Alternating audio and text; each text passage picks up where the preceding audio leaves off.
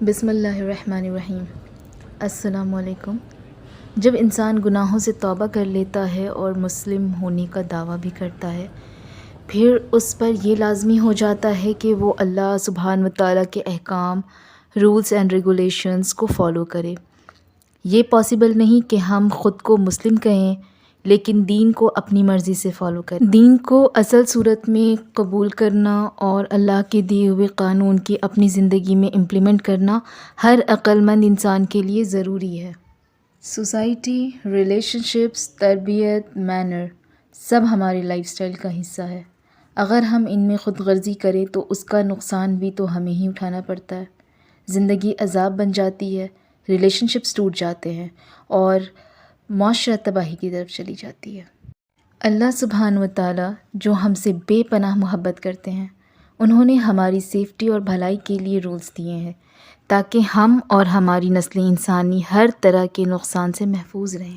سورہ نور آیت نمبر 35۔ اللہ سبحانہ وتعالیٰ فرماتے ہیں، اللہ نور السماوات والارض، اللہ آسمان اور زمین کا نور ہے۔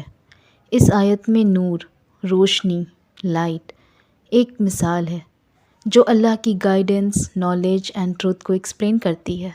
جس طرح روشنی اندھیروں کو مٹا دیتی ہے، اسی طرح اللہ سبحانہ وتعالیٰ کی گائیڈنس جہالت اور گمراہی کو دور کرتی ہے۔ اللہ سبحانہ وتعالیٰ کا نور صرف دنیا کو روشن کرنے کے لیے نہیں بلکہ دلوں اور زندگیوں کو بھی روشن کرتا ہے، جو انسان کو حق اور سچائی کا راستہ دکھاتی ہے۔ یہ آیت ہمیں یہ لیسن دیتی ہے کہ بنا اللہ سبحانہ وتعالیٰ کی گائیڈنس کے انسان گمراہی اور اندھیروں میں بھٹکتا رہتا ہے۔ صرف اللہ کا نور ہی ہمیں سچائی اور نجات کی طرف لے جا سکتا ہے۔ آپ خود سوچیں، روشنی ہماری زندگی میں کتنی امپورٹنٹ رول پلے کرتی ہے۔ پریکٹیکلی جن کنٹریز میں سورج کم نکلتا ہے، وہاں ڈپریشن اور انزائٹی ریٹ زیادہ ہوتا ہے۔ یہ صرف ثابت کرتا ہے کہ اگر ہماری زندگی میں لائٹ کی کمی ہوگی تو ہم نہیں بلکہ ہماری جنریشن بھی اندھیروں کا شکار ہو جائے گی۔ When we were in our mother's belly, by the command of اللہ سبحانہ وتعالیٰ، فرشتے نے ہمارے اندر ایک نور ڈالا تھا۔ ہماری فطرت کو اللہ سبحانہ وتعالیٰ نے ایک نیچرل نور دیا ہے جو سچ اور جھوٹ، غلط اور صحیح محسوس کرتا ہے۔ لیکن یہ نور تبھی کمپلیٹ ہو سکتا ہے جب ہمیں باہر سے بھی روشنی ملتی ہے۔ تو ہے کیا آخر باہر کی روشنی؟ وہ ہے ریویلیشن، اللہ سبحانہ وتعالیٰ کا وحی، جو انسانی زندگی کو اندھیروں سے نکال کر روشنی کی طرف لے جاتا ہے۔ اور وہ ہے پیغمبروں کی ٹیچنگ، ان کی تعلیم۔ نبیوں کے ذریعے اللہ سبحانہ وتعالیٰ نے ہمیں ہر دور کے لیے گائیڈنس دی تاکہ ہم سچائی اور حق کا راستہ پا سکیں۔ اگر ہم ان دونوں روشنیوں کو ساتھ لے کر چلیں تو نہ صرف ہماری زندگی روشن ہوگی بلکہ ہماری آنے والی نسلیں بھی گمراہی سے محفوظ رہیں گی۔ سائنٹیفکلی بھی اگر ہماری آنکھوں میں روشنی ہو لیکن آس پاس اندھیرا ہو تو کیا ہم کچھ دیکھ سکتے ہیں؟ بالکل نہیں۔ چاہے آنکھیں بالکل ٹھیک چل رہی ہوں لیکن اگر باہر سے کوئی روشنی نہ ہو تو ہم کچھ بھی نہیں دیکھ سکتے۔ سملرلی اللہ کی وحی اور پیغمبروں کی تعلیم ہمارے لیے وہ ہی باہر کی روشنی ہے جو ہماری روحانی آنکھوں کو ہدایت دیتی ہے۔ اگر صرف فطرت پہ بھروسہ کر کے ہم بنا ہدایت کے جینے لگیں تو بالکل ویسے ہی اندھیروں میں بھٹک جائیں گے جیسے اندھیرے میں آنکھیں کچھ نہیں دیکھ سکتی۔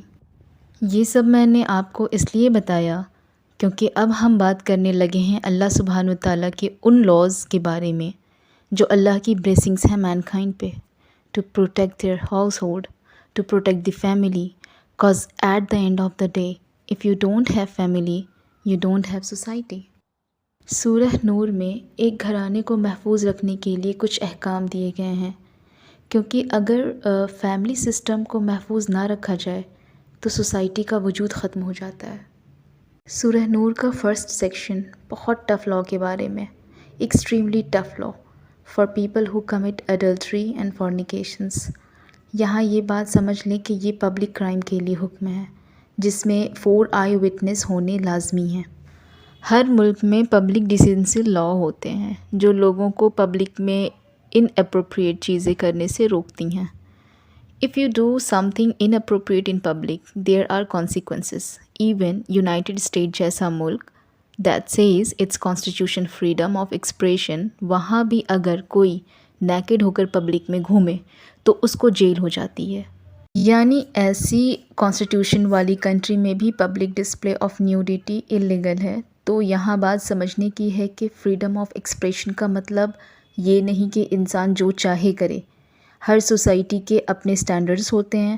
یہ صرف اسلام کا اخلاقی نظام نہیں ہے بلکہ دنیا کے ہر معاشرے میں یہ سٹینڈرڈز ہیں. ہر سوسائٹی میں پبلک اینڈ پرائیویٹ لائف کے لیے الگ قواعد ہوتے ہیں. وہ پبلک میں کرنے کی اجازت نہیں ہوتی. اور اسی لیے اسلام اتنا سخت ہے about what happens in public. ہمیں بھی یہ سمجھنا ہوگا. The most important institutions in Islam that makes humanity go forward is marriage. اللہ سبحانہ و تعالیٰ نے نسل انسانی کی شروعات بھی شادی سے ہی کی تھی. آدم علیہ السلام کو حوا سلام علیہا دی گئیں اور یہ رشتہ شادی کا تھا. So all of us are the result of a marriage. This is the way by which Allah سبحانہ و تعالیٰ bless the continuation of the humanity. اس لیے شادی کا کانٹریکٹ اتنا پاورفل ہے کہ اس کو محفوظ رکھنا ضروری ہے. Now, the entire purpose of marriage is a man and a woman can love each other, can live with each other, can be with each other, and all of it is halal now. Within that, you are supposed to have love. But when somebody goes in public, جب غیر محرم مرد اور عورت public میں کوئی ایسی حرکت کرتے ہیں تب کون لوگ دیکھ سکتے ہیں؟ میرڈ پیپل دیکھ سکتے ہیں، ان میرڈ پیپل دیکھ سکتے ہیں، اور معصوم بچے بھی دیکھ سکتے ہیں. رائٹ؟ کیا ہوگا اس کا اثر؟ ایک شخص کی غلط حرکتیں پورے معاشرے کو بگاڑ دیتی ہے. ایک انسان کا غلط ایکٹ بہت لوگوں کے ذہنوں کو برائی کی طرف لے جا سکتا ہے. So this is the social preservation of the society. Sometime you have to have a tough rule to preserve society.